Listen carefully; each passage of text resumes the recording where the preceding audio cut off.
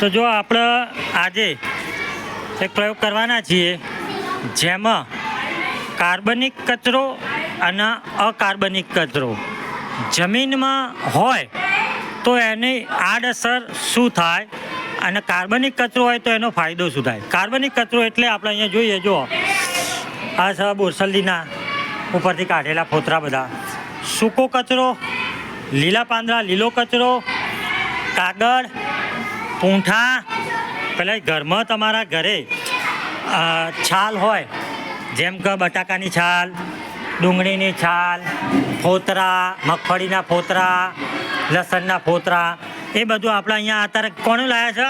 કેળાની છાલ, સફરજનની છાલ લાવી શકાય. આ બાજુ જે ભાગ છે એ બધો કાર્બનિક કચરો કહેવાય.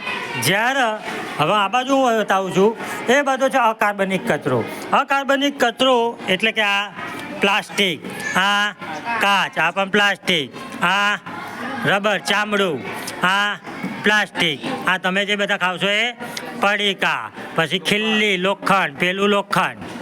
તો હવે આપણે એક ખાડો કર્યો છે, એ ખાડામાં આપણે કાર્બનિક કચરો નાખીશું અને ઉપર માટી વડે દબાવી દઈશું.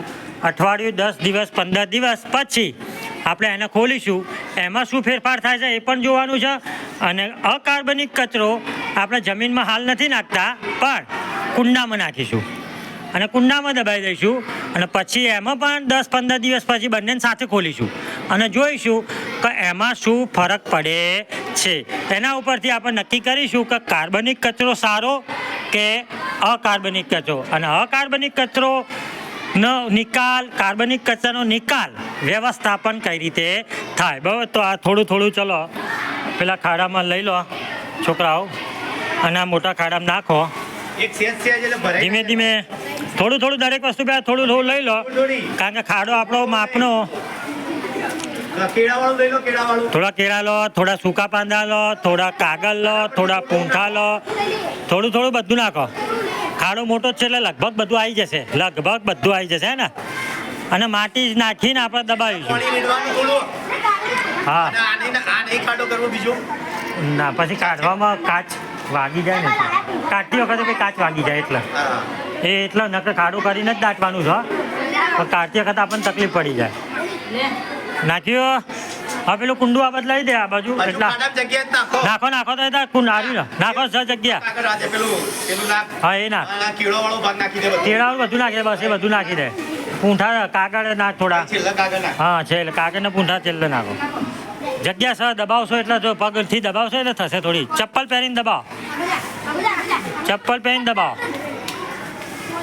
વાગી ના જાય. ચપ્પલ પહેરીને બેટા, કોઈ પણ વસ્તુ કરીએ પણ શાંતિથી કરવાની, જતું રહેશે બધું. ખાડો મોટો છે ને એટલે. હે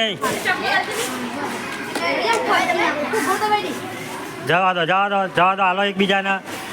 સરસ. તો આપણે કયો કચરો નાખ્યો? કાર્બનિક કચરો નાખ્યો.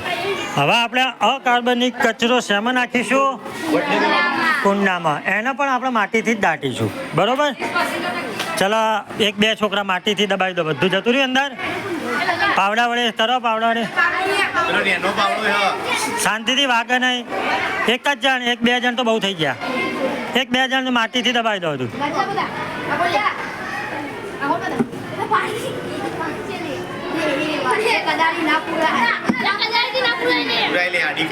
આડી કરી દે કદાળી. હા, આડી કરી દે.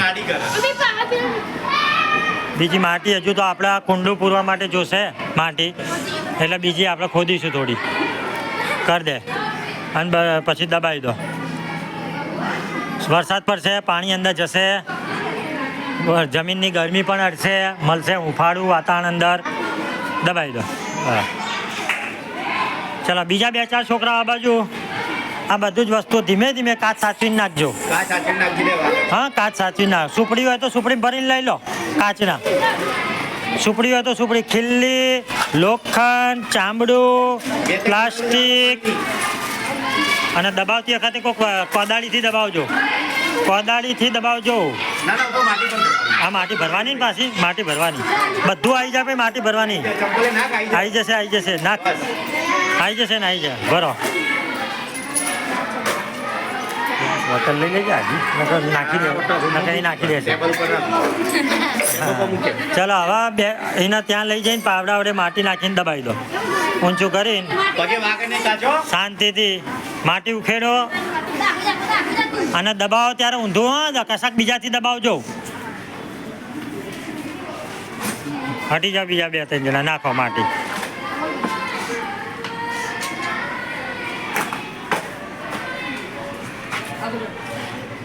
હવે આપણે 15 દિવસ પછી આમાં બંને ખોલીને જોઈશું ના, ના, મહિને